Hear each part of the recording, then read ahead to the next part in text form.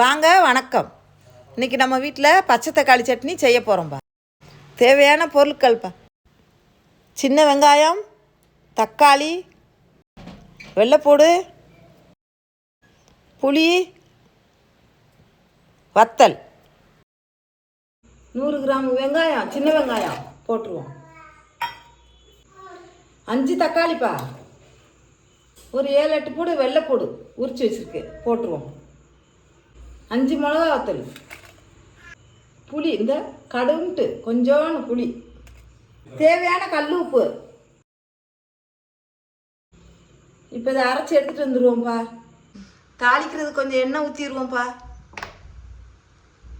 எந்த எண்ணெய்னாலும் ஊற்றிக்கலாம். இப்போ அம்மா கடலை எண்ணெய் தான் ஊற்றுறேன். கடுகு பருப்பு போட்டாச்சு. இந்த கருவேப்பிலை போட்டுருவோம். இந்த அரைச்சி வச்சுருக்கோம்ல வெங்காயம் தக்காளி, இதை போட்டுருவோம். அதில் சாரை கழுவி கொஞ்சம் தண்ணி ஊற்றிடுவோம். தாளித்து விட்டோம்லப்பா, பச்சையை அரைச்சி தாளித்து விட்டாச்சு. இது நல்லா ஒரு கொதி கொதித்த உடனே சட்னி நமக்கு ரெடி ஆயிரும். இது 5 நிமிஷத்தில் இந்த சட்னி ரெடி பண்ணிடலாம்ப்பா. இதுக்கு தக்காளியும் சின்ன வெங்காயமும் இருந்தால் போதும்ப்பா. ஸ்கூலுக்கு போகிற பிள்ளைங்களுக்கு காலையில் டக்குன்னு நம்ம 5 நிமிஷத்தில் இந்த சட்னி ரெடி பண்ணிடலாம். உங்களுக்கு ஈஸியாக நீங்கள் ரெடி பண்ணி கொடுத்துடலாம் பிள்ளைகளுக்கு. தோசை இட்லிக்கு காலைல டக்குன்னு இதை ரெடி பண்ணிடலாம்ப்பா. கொஞ்சோண்டு பெருங்காயத்தூள்ப்பா. இது போட்டோம்னா இந்த சட்னி நல்லா வாசமாக இருக்கும்.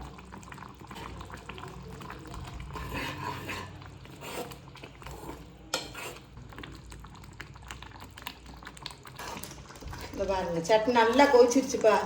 இந்த பச்சை வாடை போகிற வரைக்கும் கொதிச்சா போதும். நம்ம பச்சை தக்காளி சட்னி ஜம்முன்னு ரெடி ஆயிடுச்சு. போதும், அடுப்பு நிப்பாட்டிக்குவோம். பச்சை தக்காளி சட்னி ரெடி ஆயிடுச்சுப்பா. இட்லி தோசைக்கெல்லாம் வச்சு சாப்பிட்டிங்கன்னா நல்லா இருக்கும்.